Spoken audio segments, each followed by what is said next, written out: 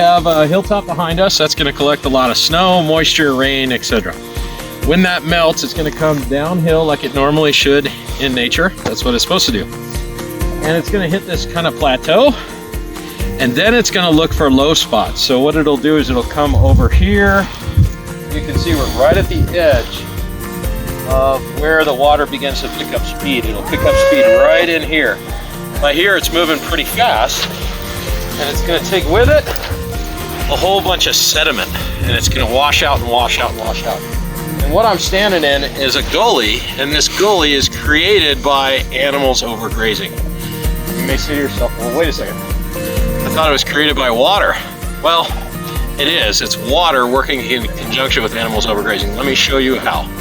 Okay, so the next thing that happens is we have basically spots where the cattle and the wild animals will graze, and then we have areas where they don't. Does that make sense? So what we subtly get is we get all that animal pressure, lots of hoof weight, lots of compaction in this area, and no compaction here. There's nothing happening here. So it's an unbalanced ecosystem. So that's why this plant thrived. You can see this is a woody, tap-rooted stem plant. It does nothing for any of the animals. There's nothing they can use on that. It's a part of the ecosystem, and it should be here, but it shouldn't be here in this quantity. There's no way. These were grasslands before we got here. So we have compaction here, and then we have just loose ground. This is allowed to proliferate. This gets overgrazed, so when this plant grows, it gets a little bit of a start, and then an animal comes and bites it. It can't grow. And then it comes back, it tries again, and an animal comes and bites it. It can't grow. This thing gets to grow all the time. This stuff doesn't. This is what the animals eat. That's what they don't eat. Does that sound like an unbalanced ecosystem? All right, so what we have is we cut away all the brush that I showed you earlier. We used a machine to do it. So we'd like to see that happen in nature. We'd like to just say, okay, look, well, let's just reverse all the problems and manage the cattle properly, and the ecosystem will come back into balance. It will, and it will. Over a long period of time, it really will. Unfortunately, we don't have that amount of time. We don't have like 30 years for this to regenerate. It probably took us 60 years for it to get bad. So we can reverse this pretty quickly with a diesel-powered tractor and a brush cutter. You can show them that. And about 2 hours of your labor. And what we do is we just go in and we start over again. We take the brush down. What happened was so interesting is, notice with me that when I cut the brush, you can now see the landscape, can't you? Do you see me standing in a gully, kind of a draw? This is where the animals would have grazed, that place that I told you before. Over here was brush, and over here was brush. So they would come day after day after year, and they would walk down here. This is all really compacted, and you can see it sort of creates these lines in the ground. And come with me and I'll show you what they make.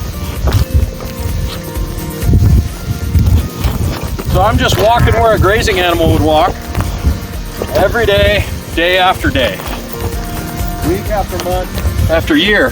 The water follows where the grazing animal went. Guess what's happening to me? Come take a look at this. The water's picking up speed, and what is it taking with it? All the topsoil. Look at what it's making. Look at this. Now I'm standing on what looks like the surface of the moon. Not only is there no grass that's even having a chance to grow, it's never gonna make it. It's never gonna recover because we keep grazing our animals. Keep coming down here. Look at this. I'm standing in what is going to be the next great gully on this ranch if we don't do something about it. I'm now in a moonscape. There's nothing here. There's not even wooded, tap-rooted stemmy plants here. Nothing is gonna happen here but another gully. If we left this alone, we'd come back in 10 years and it'd be a whole nother gully, just like that first one I showed you that's literally like 12 or 15 feet deep. And all this topsoil is just gonna wash right into that creek and be gone. So what's the answer? Well, the answer is to come in and mow it, okay? That gets an even playing field started again. Then we mowed it the day after our cattle grazed for 1 day. That's all they get. They only come in here, they bite all the plants they want, we cut down the brush. When this recovers, and it will, we now have an even playing field, and all those seeds that are present in the soil, they're not here, in that topsoil back there that's still remaining, there's thousands and thousands of seed heads that have been dormant for thousands of years. They're now gonna get a chance to grow. So we have snow coming in, we have rain, sunlight, warmth, and all that plant will grow. There's one key to that. We can't put grazing animals back in there. They need to get started, right? How many of you would cut your tomato plant the first day you planted it, right? Oh, I saw it pop out. Look, it's sprouted. Let's make sure we trim it. No, we don't want to do that.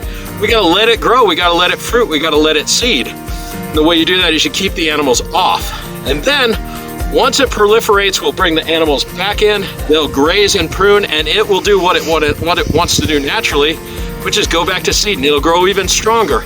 And I can come back and we'll show you this again in, I don't know, a year or two, and that'll be a lush pasture land that's even. It's going to be absorbing all the water that comes down instead of letting it rush. And there won't be certain places where the animals are concentrating. They'll come in and they'll evenly graze, but they might only graze this 3 times in a year for a day.